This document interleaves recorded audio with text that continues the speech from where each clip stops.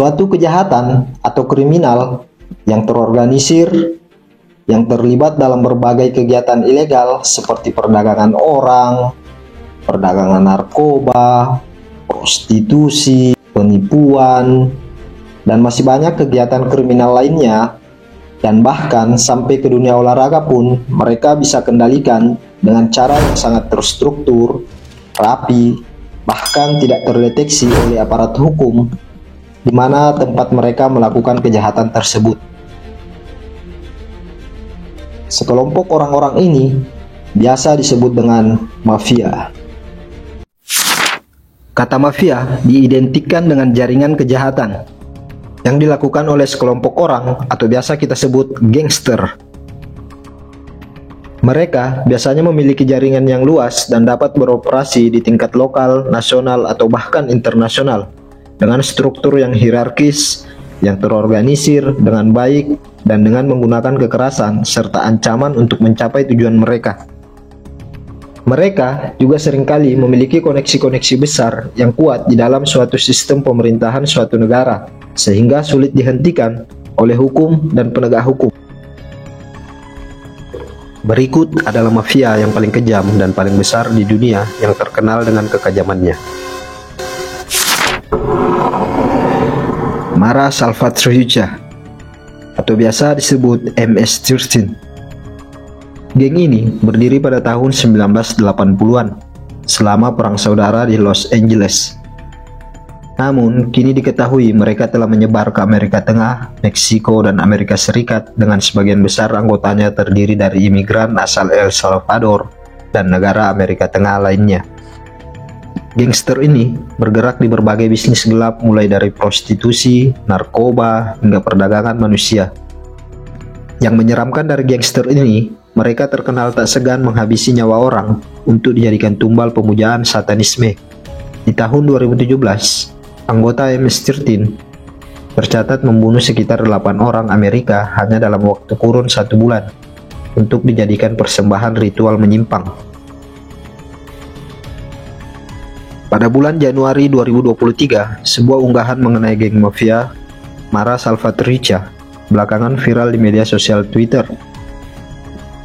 Maraknya gangster MS-13 di Amerika Serikat bahkan pernah membuat Presiden Donald Trump menyebutnya sebagai hasil dari gagalnya sistem imigrasi Amerika. Dikutip dari How Stuff Works, kurangnya ketegasan dari sistem imigrasi Amerika Serikat membuat kekacauan dari anggota gangster ini merajalela. Sosiolog dari University of Colorado Specials Jaringan Kriminal David Fioros menilai gangster ini yang bertanggung jawab pada sekitar 13% kasus pembunuhan yang melibatkan gangster di Amerika Serikat. Pembunuhan yang dilakukan oleh gangster ini jauh lebih banyak dibandingkan kasus penembakan massal atau terorisme, kata David. Munculnya gangster ini di Amerika dikaitkan dengan kejadian saat tahun 1970-an, di mana terjadi perang saudara antara pemerintah El Salvador dan kelompok pemberontak, yakni Farabundo Marti National Liberation atau FMLN. FMLN menyebut dirinya mewakili orang El Salvador di lapisan sosial dan ekonomi terbawah. Konflik tersebut mengakibatkan setidaknya 900.000 orang mengungsi. Ribuan diantaranya kabur ke Amerika, serta bermigrasi ke wilayah Los Angeles Selatan. Wilayah Los Angeles Selatan sebelumnya sudah dikuasai lebih dulu oleh gangster kuat dari Meksiko. Oleh karena itu, mantan anggota FMLN dan banyak pengungsi lain kemudian membentuk Mara Salvatrucha pada tahun 1980-an. Nama dari Mara Salvatrucha diambil dari kata Mara yang berarti geng dan Salvatrucha berarti orang-orang Salvador yang tangguh.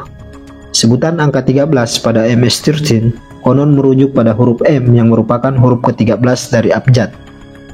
Dalam perkembangannya, guna memperkuat kekuasaan, gangster ini kemudian memperkuat posisinya pada tahun 1990-an dengan beraliansi dengan mafia Meksiko serta merekrut imigran yang melarikan diri dari kerusuhan di Guatemala dan Nicaragua. Kini, geng tersebut diyakini telah memiliki 10.000 anggota di Amerika Serikat dan sebanyak 30.000 anggota yang tersebar secara internasional. Jumlah ini membuat gangster tersebut sebagai salah satu geng terbesar di dunia dan menjadi geng jalanan pertama dan satu-satunya yang berada di Amerika Serikat sebagai organisasi kriminal transnasional. Gangster ini banyak melakukan pemerasan, pencucian uang, prostitusi, perdagangan narkoba, dan beragam kejahatan lain. Kekerasan gangster jauh lebih mematikan daripada 4 tahun atau 5 dekade yang lalu. Untuk menjadi bagian anggota gangster ini, calon anggota harus melakukan tindakan kekerasan guna dipertimbangkan sebagai anggota. Selain itu, nantinya mereka akan mengalami ritual pemukulan yang menyebabkan satu bekas luka permanen. Mereka akan naik pangkat di geng dengan syarat melakukan tindakan tertentu termasuk kekerasan atas nama geng.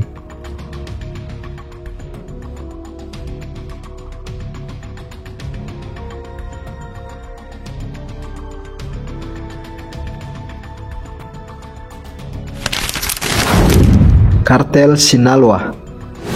Bergerak di bisnis perdagangan narkoba, gangster mafia terbesar di dunia ini terkenal tidak segan melakukan penculikan, pemerasan, dan kegiatan kriminal lainnya sejak awal pembentukannya.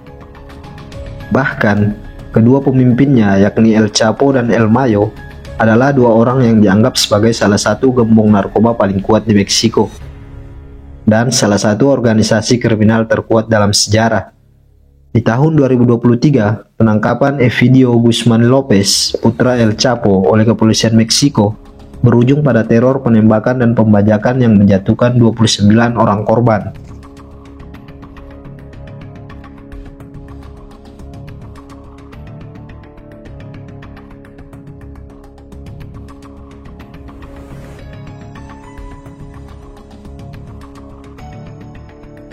Gangster ini memiliki kekuasaannya membentang di 17 negara bagian. Meksiko sudah di cengkramannya. Bisnis narkoba adalah bisnis utama dari gangster ini. Pada November 1992, El Chapo mengirim 40 pria bersenjata untuk menyerang sebuah faksi dari kartel Tijuana di Puerto Vallarta, menewaskan 9 orang.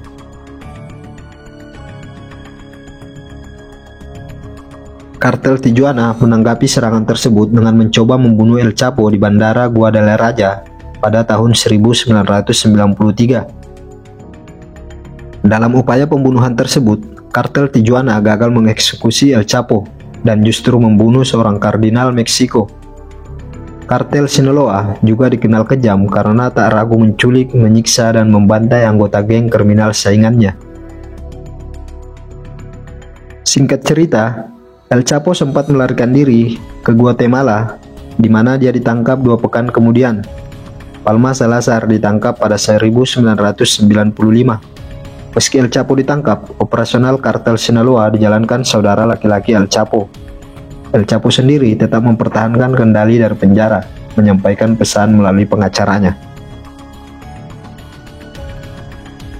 Pada tahun 2001, dia melarikan diri dari penjara dan langsung mengambil peran kepemimpinan sentral dalam kartel Sinaloa. Setelah itu, El Chapo berhasil ditangkap lagi, dan dia berhasil melarikan diri lagi. Hingga akhirnya, El Chapo ditangkap pada 2016 di Meksiko. El Chapo kemudian diekstradisi ke Amerika Serikat. Pada 2019, dia dijatuhi hukuman penjara seumur hidup.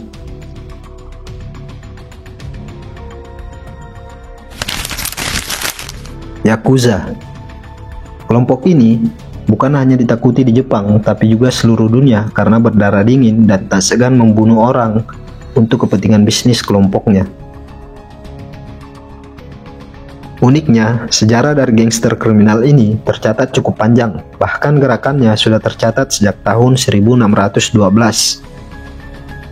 Gangster ini dapat bertahan ratusan tahun karena memiliki kekuatan bukan hanya di bisnis gelap, tapi juga di media dan perpolitikan yang ada di Jepang.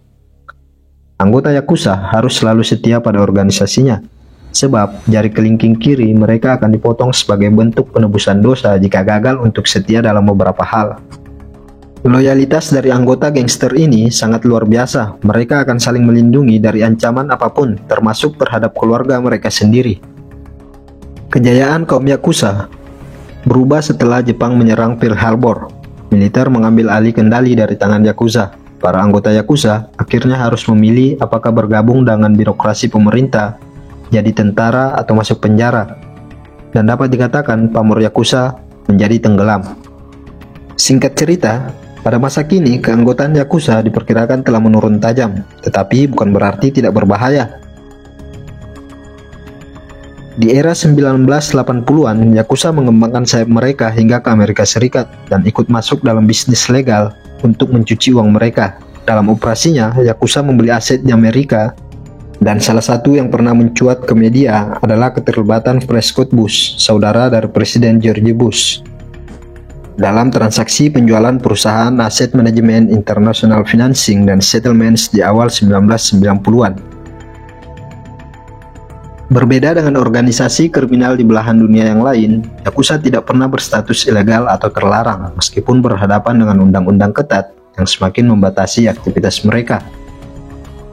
Faktanya, hingga akhir abad ke-20, banyak markas Yakuza yang memasang plakat di pintunya dan terdaftar di nomor telepon. Bahkan, anggotanya membagikan kartu nama di rapat seolah-olah mereka adalah karyawan sebuah perusahaan. Namun, hal ini tidak dapat terjadi lagi.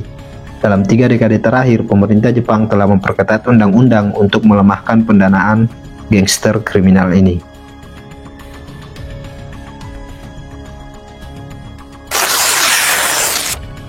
Sementara di Italia, ada suatu kelompok mafia yang mengatasnamakan 'Ndrangheta adalah mafia terbesar di Italia.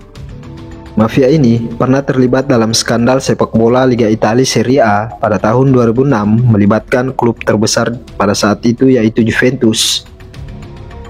Kasus mafia bola ini dalam bahasa Italia disebut Calciopoli atau Mogiopoli atau biasa disebut Calcio Chaos, melibatkan 2 divisi profesional tertinggi di sepak bola pada saat itu, Serie A dan Serie B. Skandal ini terungkap pada Mei tahun 2006 oleh polisi Italia, mengakibatkan juara liga pada saat itu Juventus dan tim besar lainnya harus didegradasi.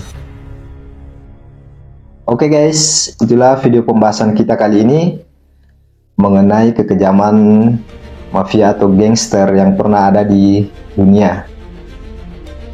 Apabila ada kekurangan atau kekeliruan informasi yang saya sampaikan pada video ini, harap kalian luruskan atau masukkan pendapat kalian di kolom komentar ya guys ya.